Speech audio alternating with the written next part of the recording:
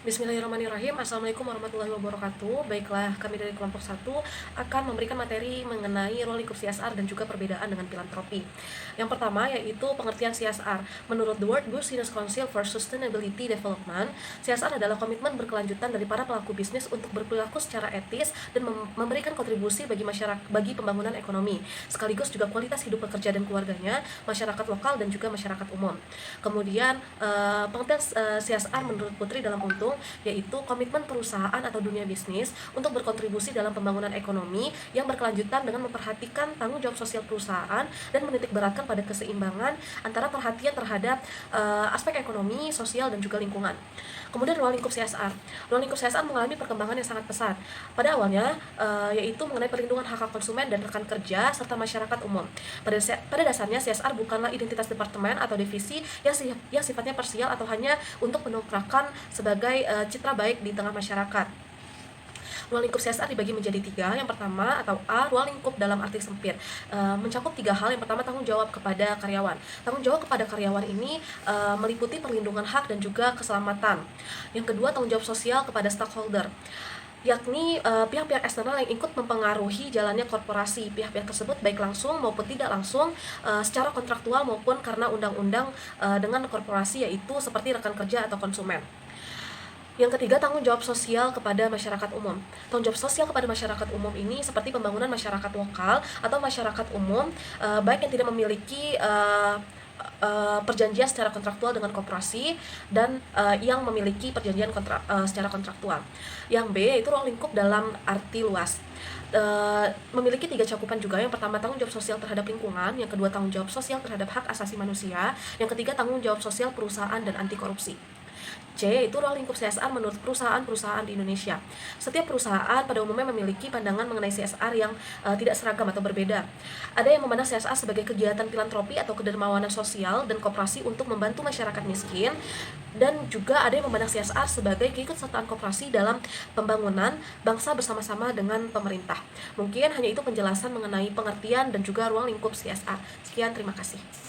Assalamualaikum warahmatullahi wabarakatuh. Saya Fenitri Amelia, BP 191081 2010 akan menjelaskan materi yang keempat mengenai cakupan CSR.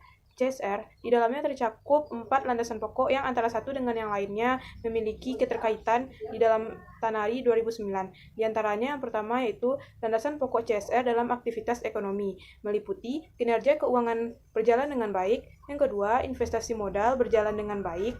Yang ketiga, kepatuhan dalam pembayaran pajak. Yang keempat, tidak terdapat praktik korupsi atau kolusi. Yang kelima, tidak ada konflik kepentingan. Landasan yang kedua yaitu landasan pokok CSR dalam lingkungan hidup yang meliputi tidak melakukan pencemaran. Yang kedua, tidak berkontribusi dalam perubahan iklim. Yang ketiga, tidak berkontribusi terhadap limbah. Yang keempat, tidak melakukan pemborosan air. Yang kelima, tidak melakukan praktik pemborosan energi. Nah, landasan yang ketiga yaitu landasan pokok CSR dalam isu sosial yang meliputi yang pertama, menjamin kesehatan karyawan dan masyarakat yang terkena dampak. Dan yang kedua, tidak memperkerjakan anak. Yang ketiga, tidak memberikan dampak positif terhadap masyarakat. Yang keempat, melakukan proteksi konsumen. Yang kelima, menjunjung keanekaragaman. Dan landasan pokok CSR yang keempat yaitu landasan pokok CSR dalam isu kesejahteraan. Landasannya yang pertama yaitu memberikan kompetisi terhadap karyawan. Yang kedua, memanfaatkan subsidi dan kemudahan yang diberikan pemerintah. Yang ketiga, menjaga kesehatan karyawan. Yang keempat, menjaga keamanan kondisi tempat kerja. Yang kelima, menjaga keselamatan dan kesehatan kerja. Dan yang keenam, menjaga keseimbangan kerja atau hidup. Sekian materi dari saya mengenai cakupan CSR yang terdiri dari 4. Assalamualaikum warahmatullahi wabarakatuh. Baiklah, di sini saya akan menjelaskan Corporate Social Responsibility menurut Bradshaw dan Vogel. Ada 3 dimensi yang harus diperhatikan. Yang pertama, corporate philanthropy adalah unsur-unsur amal yang dilakukan oleh perusahaan di mana ini berhubungan langsung dengan norma. Yang kedua, ada corporate responsibility merupakan usaha sebagai wujud tanggung jawab sosial dalam perusahaan. Yang ketiga, ada corporate policy merupakan kaitan erat dengan bagaimana hubungan perusahaan itu dengan pemerintah.